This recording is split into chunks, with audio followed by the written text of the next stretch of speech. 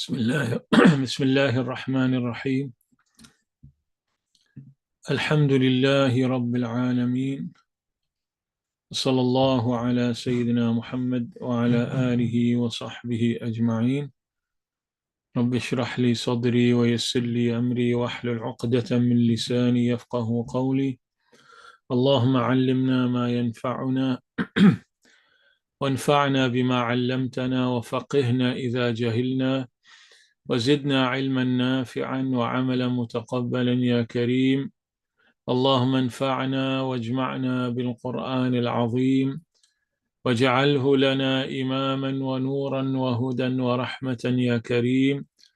اللهم فقهنا في الدين وعلمنا التأويل وفهمنا معاني التنزيل. اللهم صل على سيدنا محمد وعلى آله وصحبه وسلم تسليما، صلاة تفتح لنا أبواب الرضا والتيسير وتغلق بها أبواب الشر والتعسير. أنت مولانا فنعم المولى ونعم النصير. اللهم صل على سيدنا محمد وعلى آله وصحبه وسلم تسليما، صلاة تفتح لنا أبواب الرضا والتيسير وتغلق بها أبواب الشر والتعسير. أنت مولانا فنعم المولى ونعم النصير. اللهم صل على سيدنا محمد وعلى آله وصحبه وسلم تسليما، صلاة تفتح لنا أبواب الرضا والتيسير وتغلق بها أبواب الشر والتعسير. أنت مولانا فنعم المولى ونعم النصير. بسم الله الرحمن الرحيم. We continue our study of Surah Yasin, the heart of the Quran, through the lens of the three great Tafsir, as we come towards the end of Surah Yasin. And yesterday, after a long time, we return back to look at the end, the conclusion of Surah Yasin, that focuses upon three arguments and three evidences, rational arguments that Allah subhanahu wa ta'ala uses as to why the Day of Judgment is real. In answer to a challenge that was posed to the Prophet, that in reality was mocking and ridiculing him, sallallahu alayhi wa sallam.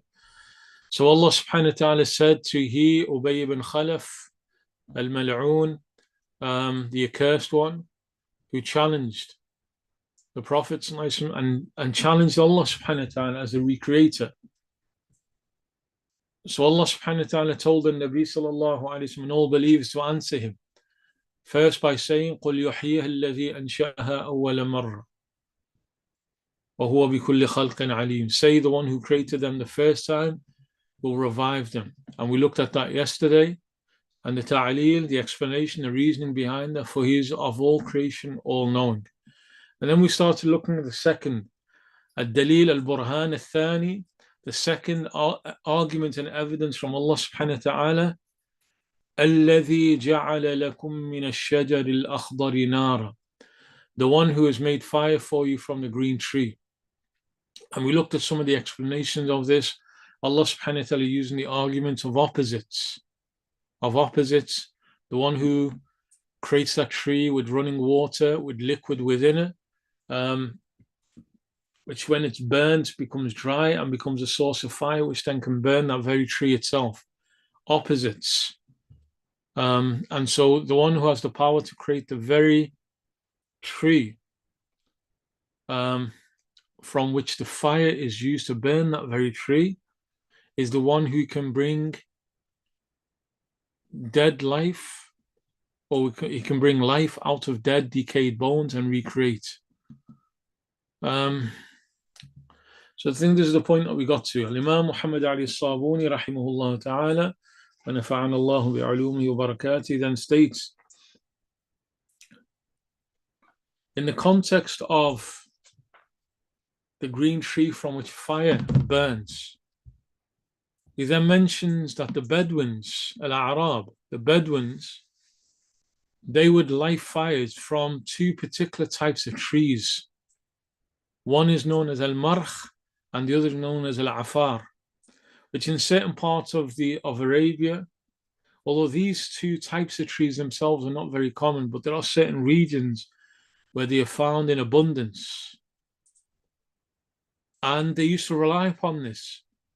These trees from which they would light fire, for which they would heat themselves and from which they would cook. So the Arabs had a proverb, وَفِي أَمْثَالِهِمْ فِي كُلِّ شَيْءٍ نَارٍ وَاسْتَمْجَدَ الْمَرْخُ وَالْعَفَارِ. The Arabs had this proverb, everything has fire within it. i.e. every type of tree, fire can be made from it. Fire can burn from it. But particularly these two, and that's the proverb, وَاسْتَمْجَدَ الْمَرْخُ وَالْعَفَارِ. That these two types of trees, the markh and the afar tree, they yield so much fire. All trees you can burn, but sometimes it's some because the moisture is still heavy within it. It takes a lot to burn it. With these two particular ones, al-markh wal-afar, when you light them straight away, instantly they will burn. So these two are considered, even amongst the Arabs, they consider these quite unique in the ability to burn. And then the Shaykh mentions, وَلَقَدْ أَحْسَنَ الْقَائِلِ. Somebody made a comment on this, about the power of Allah subhanahu wa ta'ala, as He subhanahu wa ta'ala explained about trees being the source of fire itself. جَمْعُ النَّقِيضَيْنِ مِنْ أَسْرَارِ قُدْرَتِهِ. Combining opposites from the secrets of His power. Human beings don't have the ability to combine opposites. Human beings don't have that within the created world. They don't have the ability to combine opposites. Opposites don't exist together. But from the power of Allah subhanahu wa ta'ala is that He creates fire from wood. From moist wood, He creates fire. هذا السحاب به ماء به نار. And so here the individual who made this comment, highlighting a different example to what Allah subhanahu wa ta'ala gave. Allah subhanahu wa ta'ala gave the example of moist wood producing fire. But we also have another example in the creation of Allah subhanahu wa ta'ala. The cloud that's filled with water. In certain conditions, certain atmospheric conditions in place, thunder and lightning, that bolt of fire that comes out of the cloud that is filled with water. The cloud that carries water in certain conditions are right, then that very cloud filled with water will produce fire. Allah subhanahu wa ta'ala calls a thunderbolt to come from. Likewise, He does the same thing with that tree that produces fire. And all of this is dalil, is an evidence from Allah subhanahu wa ta'ala that there's nothing that stops Him, therefore, from creating life out of nothing. They're opposites. Something and nothing are opposites. He subhanahu wa ta'ala shows us an example in our world of existence how He creates from opposites. فَإِذَا أَنْتُم مِّنْهُ تُوقِدُونَ. Then lo here, فَإِذَا, يعني مفاجأة, unexpectedly, surprisingly. And what's surprising and unexpected? What's surprising and unexpected is that it's those trees that had moistness within it, unexpectedly. It's not unexpected. So we light a fire against wood, it's going to burn. It will burn. But we're accustomed to it. And so it doesn't seem that surprising to us. But when we think about it rationally, that moisture within that wood should mean that it doesn't burn. But then you heat it up, you dry out that moisture, and suddenly that wood becomes fire by which you can burn the tree down. فإذا أنتم منه توقدون, then lo, from it you kindle. The Shaykh Ali Sabuni rahimahullah ta'ala clarifies, and you suddenly, at this verse, the second part of the end of the verse means, and you're suddenly able to light fires from these green trees. Looking at what Ibn Ajiba, in his great Tafsir, Lata'if al-Ma'arif, as to what he says there, commenting upon these same verses, starting with the first of the evidences. قُلْ يُحْيِيهَا الَّذِي أَنْشَأَهَا أَوَّلَ مَرَّةٍ. Say the one who created them the first time. The first time, ibtida'an, originally when there was nothing. Which reminds us of the verse at the beginning of Surah Al-Baqarah. كَيْفَ تَكْفُرُونَ بِاللَّهِ. How can you deny Allah? كَيْفَ تَكْفُرُونَ بِاللَّهِ وَكُنْتُمْ أَمْوَاتًا. Literally, أَمْوَاتًا, you were dead, meaning you were lifeless. ثُمَّ أَحْيَاكُمْ. Then he gave you life. ثُمَّ يُمِيتُكُمْ ثُمَّ إِلَيْهِ تُرْجَعُونَ. Then he will cause you to die, then you will be resurrected, then you'll be returned back to him. أَمْوَاتًا ثُمَّ أَحْيَاكُمْ. You were lifeless, then he gave you life. That's the original, the first time. You were lifeless, you had no life, there was nothing, no bones and body and soul. You were in a state of non-existence. That's the original. Ibtida'an, khalaqah ibtida'an. He created them, produced them and created them the first time. وَهُوَ بِكُلِّ خَلْقٍ عَلِيمٍ. وَهُوَ بِكُلِّ خَلْقٍ, for he is of all creation. And the word khalq, linguistically, is a masdar. It's a noun that refers to the maf'ul, makhluq, of all that he has brought into creation. Everything that he subhanahu wa ta'ala has brought into creation, he's alim. He's all-knowing, which means all-knowing, alim. That's mubalagha. That's an intensified form of knowing. But what does it mean? Nothing of his creation, down to the most infinitesimally small part of his creation, is hidden from him. لا يخفى عليه أجزاؤه. Every single part of the creation that is created, the most seemingly insignificant part, he has complete encyclopedic knowledge of it. Nothing is hidden from it. Even if that being that he created was scattered across land or sea, nothing is hidden of him. Those parts can be burnt, cremated, ashes scattered across the oceans, where he subhanahu wa ta'ala will revive him. He subhanahu wa ta'ala will bring it back together. He will gather it and return it as it was originally. No one can escape recreation of Allah. It doesn't matter what a person does to his body after he dies, nobody can escape the recreation of Allah subhanahu wa ta'ala. Then Ibn Ajiba reminds us, after giving us the initial proof, he then mentions a further proof that proves that he will recreate the dead. He says subhanahu wa ta'ala, الذي جعل لكم من الشجر الأخضر الذي جعل لكم من الشجر الأخضر كالمرخ والعفار. The one who's made fire for you from the green tree. And again, Ibn Ajiba used the same example because it's standard, used by the commentators of Quran, the standard example, al-markh wal-afar. As we said, these are to be found in parts of Arabia in abundance, and they're amongst the fastest of all trees to burn.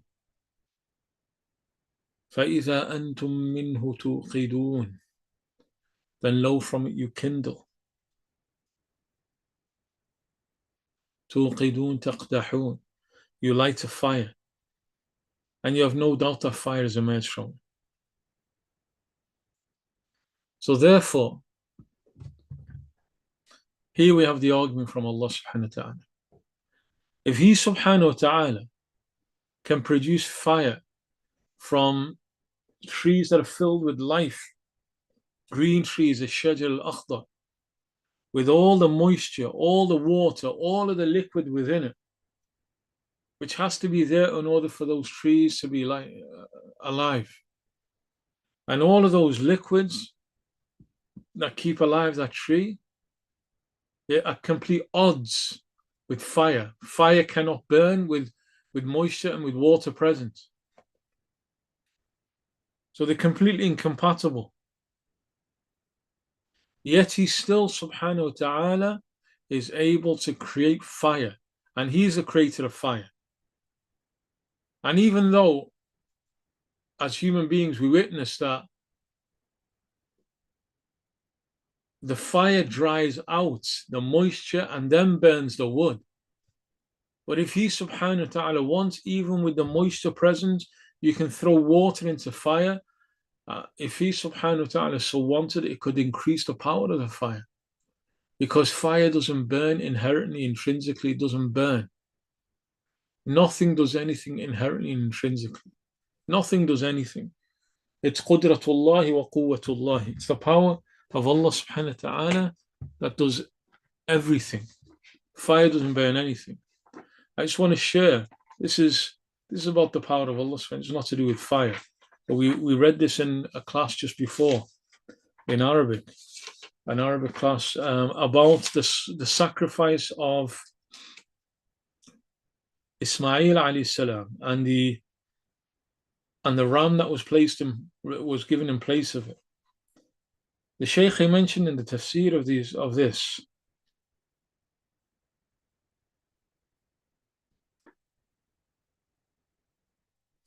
روي أنه أمر السكين بقوته على حلقه مرارا فلم يقطع. Ibrahim alayhi salam, he has his son lying down. He's got the knife, he's got the blade, he's passing it across his throat. Because often we have this idea that as he's about to sacrifice, the angel comes down and tells him not. He's actually actively moving the throat or the blade across the throat of his son Ismail alayhi salam repeatedly with full power, but the blade won't. And he's made it as sharp as possible, but the blade won't cut his throat. Why? Because al-muhyi wal-mumit huwa Allah. It's because it's not the blade that causes life or death. It's Allah subhanahu wa ta'ala who causes life or death. You could put a gun to somebody's head, and if Allah subhanahu wa ta'ala wills for him not to die, he's not going to die. So fire doesn't burn. Fire doesn't burn. It's Allah subhanahu wa ta'ala who creates the effect of burning when certain conditions are in place. So if that's the Lord subhanahu wa ta'ala who can bring fire out of its opposite, which is a green moist tree, he has a far greater ability to produce life from nothing. They are opposites as well. Ibn Ajib then comments upon what we just mentioned so far, which is about al-markh and al-afar. Freshness is in that which is fresh and dry. With the Arabs, it is a zinad, which is mainly sticks for kindling fire, which usually, and this is in part of the Arabian Peninsula, not all, they would usually make from al-markh and al-afar. And as we mentioned, these two particular types of trees, they are the fastest to burn, which is why one of the proverbs which you read before states, in every tree is fire. في كل شجر النار واستمجد المرخ والعفار. But the markh and al-afar yield much fire. Meaning fire is most plentiful in these two types.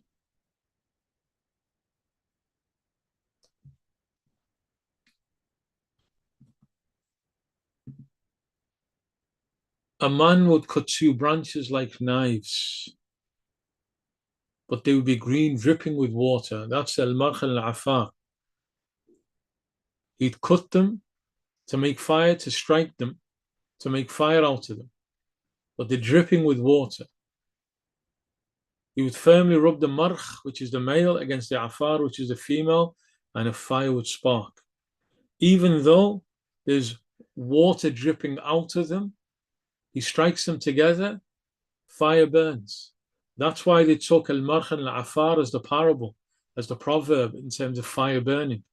And that's the clearest example of a shajar al-akhdar that Allah subhanahu wa ta'ala speaks of in the Quran when he speaks of the green tree.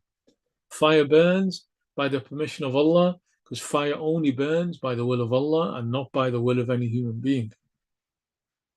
And then we have Ibn Abbas radiallahu anhuma, who states, لَيْسَ مِنَ الشَّجَرِ شَجَرَةٌ إِلَّا وَفِيهَا نَارٌ. There is not a tree which does not have the capacity for fire in it. Every tree has the ability to burn by the power of Allah subhanahu wa ta'ala, except for one in particular that was known as al-unnab. Al-unnab, that's what it's called in English, juju. They used to use the wood from that tree to press clothes with. That's the only type of wood that does not burn when even in conditions for burning. Every other type would burn, and that's a reference to الذي جعل لكم من الشجر الأخضر. So Ibn Abbas indicating that the green tree here, with the exception of this one particular type. He then gives us, Ibn Ajiba then gives us just a couple of points on language. The word al-marh, because the prime understanding of the green tree are these two, al-marh and al-afar.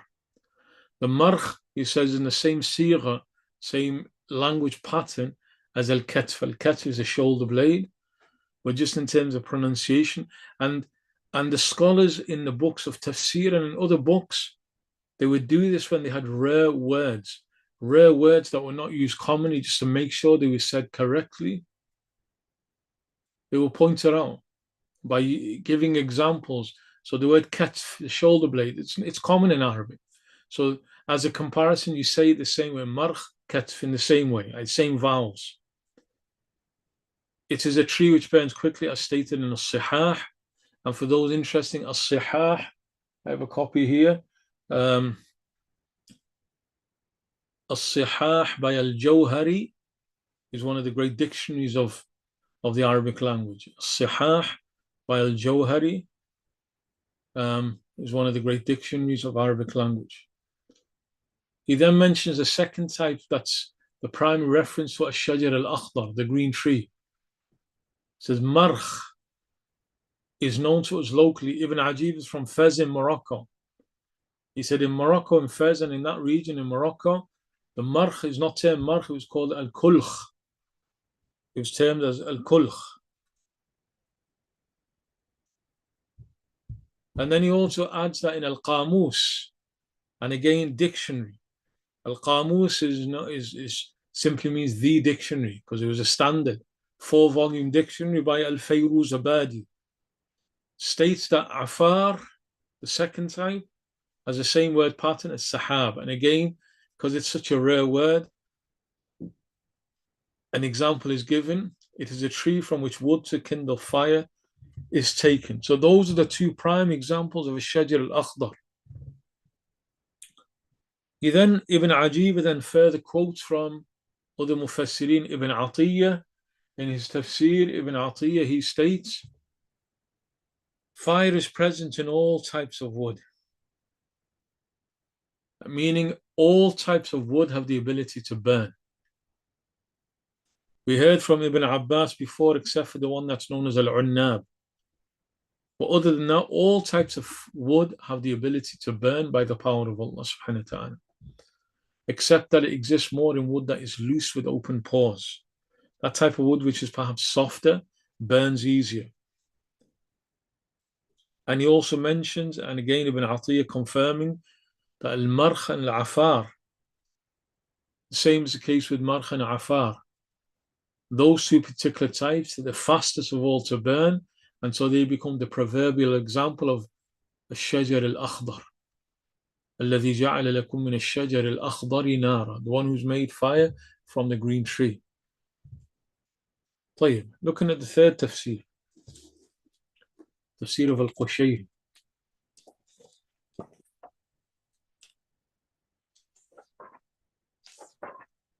Al-Qushayri, in his Lata'if al-Isharat, in his subtle meanings,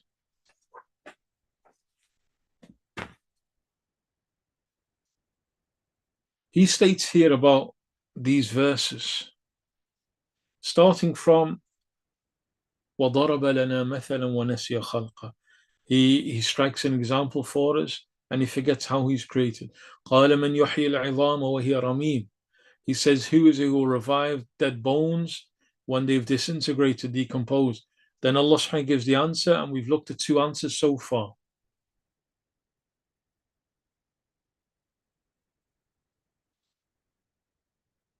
So here even Al-Imam Al-Qushayri, he explores the theological perspective here by saying that Allah subhanahu wa ta'ala has paid for them, He's laid out for them Sabil al-Istidlal, a process, a way of deducing the understanding. He's challenging, can God recreate? Allah subhanahu wa ta'ala is spelling it out for him. That look at this, look at yourself, and look at the green tree with firewood, and deduce a conclusion from that. So Allah subhanahu wa ta'ala starts off, Imam al-Qushayri reminds us, Allah subhanahu wa ta'ala starts off by stating al-i'ada fi ma'na al-ibda. Recreating is the same as the initial creation. As he said, يُحْيِيهَا الَّذِي أَنْشَأَهَا أَوَّلَ مَرَّةٍ. The one who created the first time around will create again. So Allah subhanahu wa ta'ala is now challenging them. Use your mind, use your brain, use your understanding. So Allah subhanahu wa ta'ala is putting it out there. If you accept that He's able to create from nothing, what's the problem then? What issue remains? What's the problem in Him recreating after He's caused the end of, and He's taken it into non-existence? So Allah subhanahu wa ta'ala Al-Qushayri is pointing out, Allah subhanahu wa ta'ala is challenging the mind. And then He further continues, as Allah subhanahu wa ta'ala does, by now challenging us to look at the second example. Truly the one who's able to create fire in moist branches. The two prime examples, Al-Markh and Al-Afar. Moist branches, where fire should not be able to burn, where He can burn them, subhanahu wa ta'ala. What stops Him then? He's qadir ala khalq al-hayati fi rimmat al-baliya.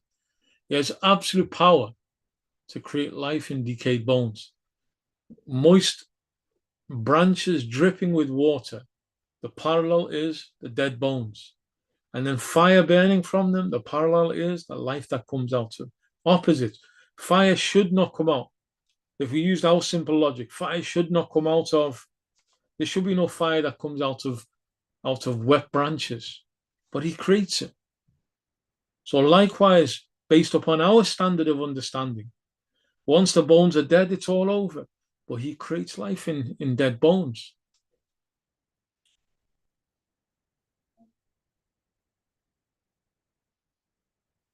And Imam al-Qushayri then points out that He subhanahu wa ta'ala then goes further by clarifying this by stating,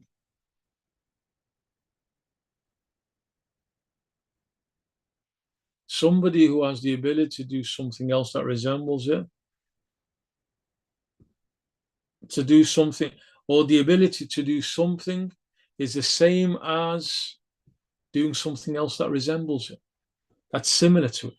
You can do something, and that's in usul, in sharia, that's the whole principle of al-qiyas. And so here Allah subhanahu wa ta'ala has given a qiyas, which is, and this is using a similar example to deduce an understanding. There are those who are munkar al-qiyas, the Zahiriyya. There were those who rejected using parallels to draw understandings, to draw legal rulings. Here Allah subhanahu wa ta'ala is using a parallel. He's using qiyas. He's using a parallel. That's what Imam al-Qushayri is saying. To do something is the same ability as do something else that resembles it. Because in all sense, they're all essentially the same. So if he can burn fire out of moist, dripping branches, a similar example would be out of dead bones creating life. Because here you have naqidain, you have opposites that shouldn't be, but he subhanahu wa ta'ala has the power over it. So he subhanahu wa ta'ala yuhyi an-nufus ba'da mawtiha fil arsa. After souls have died and there's nothing left. Kullu man 'alayha fan wa yabqa wajhu rabbik. Everything has gone into a state of extinction. And all that remains is the essence of the Lord subhanahu wa ta'ala. And then he instructs the angel. After recreating the angels, he instructs the angel Israfil alayhi salam to blow into the trumpet, in which all of the souls of all of humanity, all of them are located.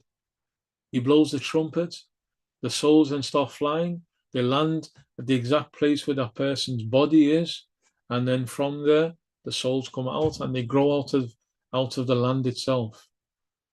يحيي النفوس بعد موتها في العرصة.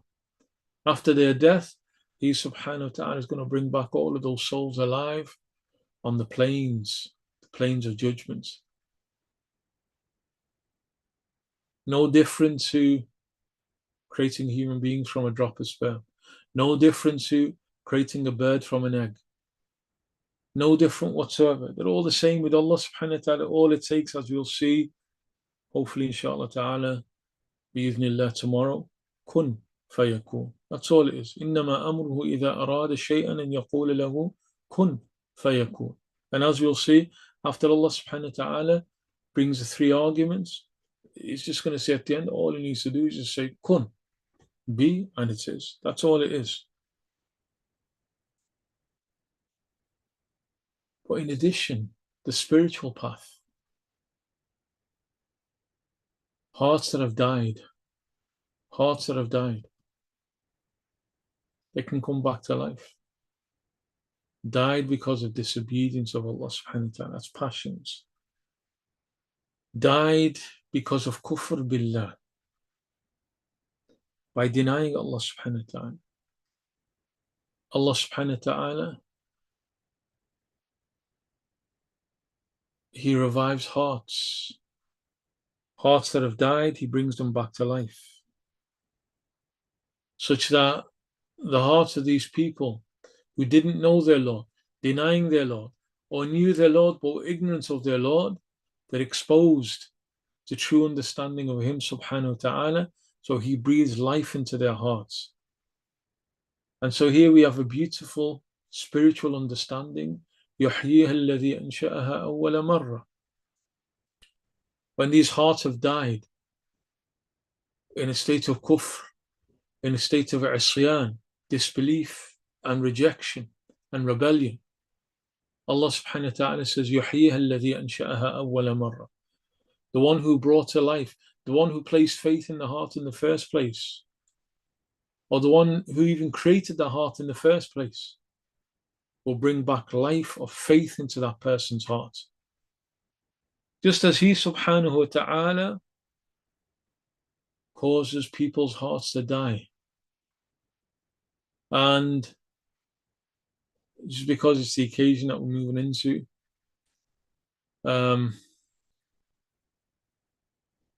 on Sunday or Monday, depending upon whichever way you follow, on Sunday or Monday it'll be Eid. وَالزَّمَانُ خَلْقُ اللَّهِ. And time is a creation of Allah subhanahu wa ta'ala. So your Eid is Sunday, so be it. Your Eid is Monday, so be it. But the night before the night of Eid is the night in which hearts come back to life. So as Imam al-Qushayri is talking about Allah subhanahu wa ta'ala reviving hearts that have died, يحييها الذي أنشأها أول مرة. Don't forget the nights of Eid. If your Eid is on Sunday, then the night before, make sure that you just spend a few hours in worship. Make dua. Likewise, if your Eid is on Monday, the Sunday night, make sure that you engage in worship. Because he sallallahu alayhi wa sallam told us, من أحيا ليلتي العيدين أحيا الله قلوبه يوم تموت القلوب.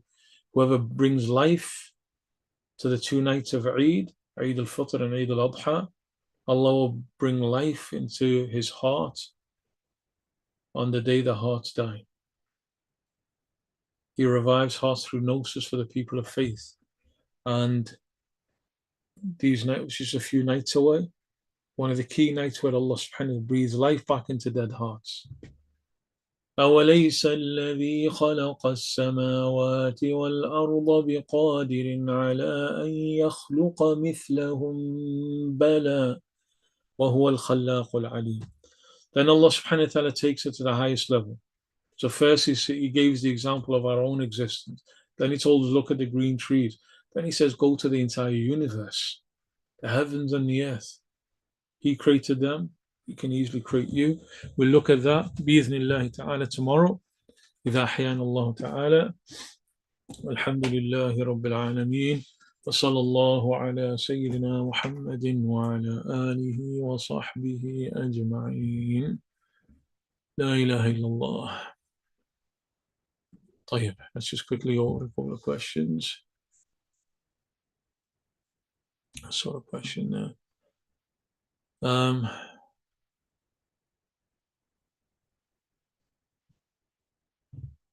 Can the dead feel pain? Yes, there is certain hadith that indicate that dead do, to an extent, feel pain.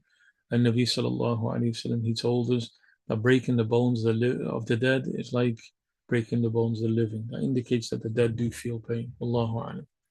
What are some of the ways that Allah can revive the hearts of believers through gnosis? Amongst the most powerful of all ways is to expose them to Ahl al-Irfan, to the people of Allah subhanahu wa ta'ala who have experienced that, who have that experience of Allah subhanahu wa ta'ala. That's one of the most powerful ways. It's through that gaze. ألا يالله بنظرة من العين الرحيمة تداوي كل ما بي من أمراض سقيمة. The words Imam al-Haddad. ألا يالله بنظرة. Oh Allah, a gaze from a merciful heart. That's the heart of the wali, the arif billah, the gnostic, the knower of Allah. تداوي كل ما بي من أمراض سقيمة. That heals all of the sicknesses that I have within me. Ahl Allah, the people of Allah subhanahu wa ta'ala who carry that gnosis of Allah subhanahu wa ta'ala, amongst the most powerful ways that Allah subhanahu wa ta'ala, He heals the hearts that have died the death. Expose yourself to the people of Allah subhanahu wa ta'ala and you'll experience some of that gnosis. We'll stop the class at that point, and inshallah ta'ala we'll now move on to the reading of the 2 surahs, Surah Al-Mulk and Surah Al-Dukhan. أعوذ بالله من الشيطان